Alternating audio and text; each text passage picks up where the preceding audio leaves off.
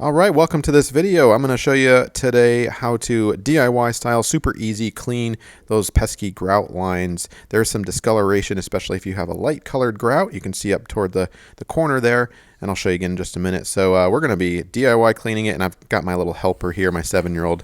But let's go ahead and show you what exactly the problem is. You can see the original grout color right there, very light colored tan, right? And in the trafficked area, the high trafficked areas, it definitely gets dark, almost a very, very dark brown color over time. And so we're going to use some generic cleaner here, and I'm just going to do a test sample to see how that works. And I'm going to let it sit for several minutes, scrub it, and then let it dry. And there's not much difference there between where I applied it and then the dirty grout. By the way, if you're new to this channel, click that like button, subscribe, and don't forget to share this video with somebody who you think might benefit from cleaning grout, right? We've all got tile, and I bet it's pretty dirty. So we're gonna, let me show you exactly how I'm approaching this. We're in a different room here. You can see the discoloration happening, and what I'm going to use is baking soda.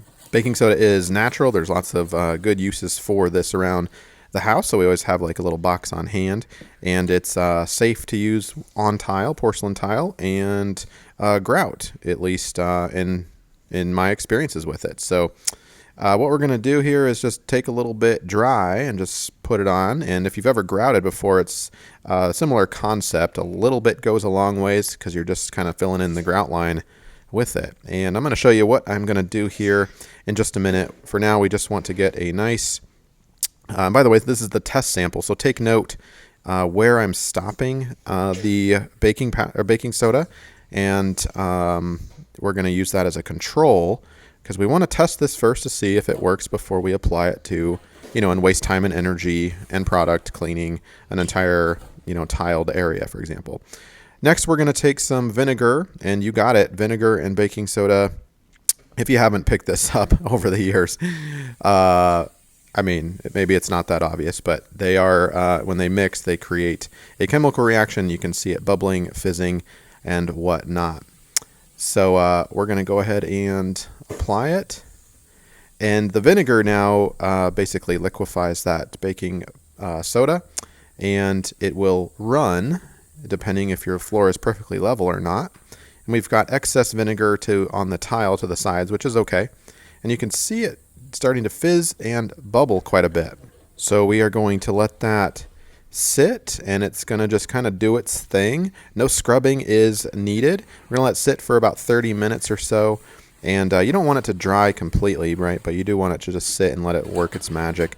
And then once we're done, we're going to wipe it up with a dry rag. Now, once you do that, you might notice some baking soda left on the grout line still. So if you put a little bit more vinegar on it, you can see it's still starting to activate. So that tells you that there's baking soda left on the grout line. So we're going to apply a little bit more, and I'll show you an easier way to apply this in just a minute, because you can, if you're dealing with a lot of grout, you don't want to pour it from the bottle like that, although that is the most effective way, I think. But I'll show you another little trick here in a minute. So with that second application, we're going to wipe it up again, and then we're going to, with a completely clean rag, get it a little bit wet, and then you can clean up the rest of that.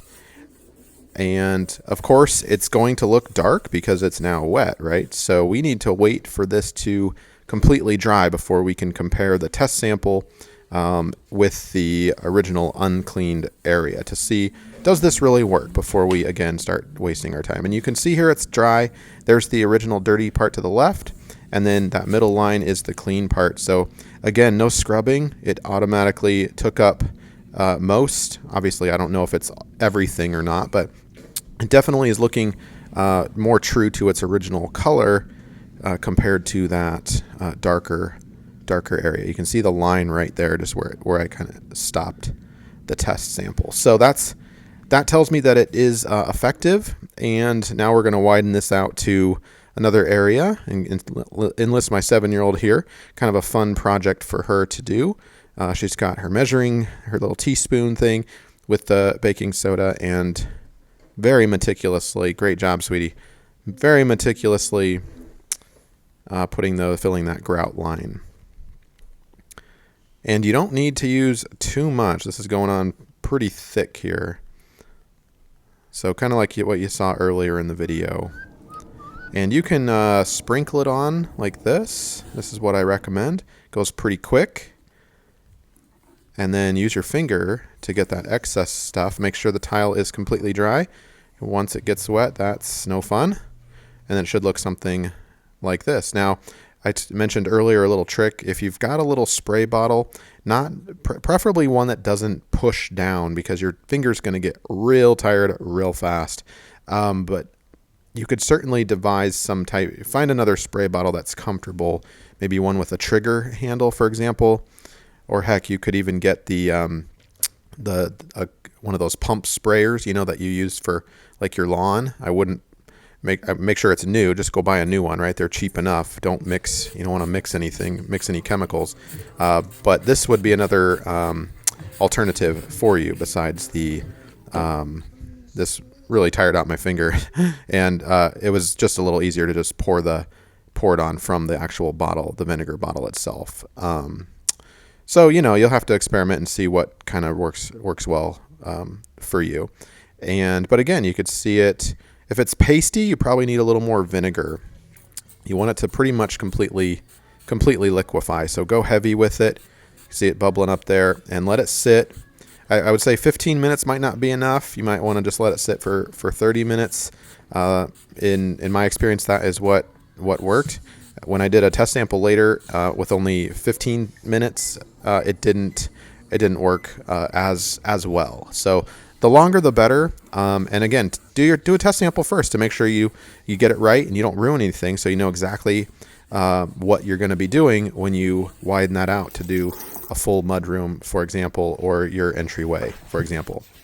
And again, we'll get things wiped up here, and if there's any baking soda residue, we're going to apply a little bit more vinegar, wipe it up again with the same rag, and then get a completely clean wet rag, and that should do the trick. So hopefully this has helped you out. Thanks.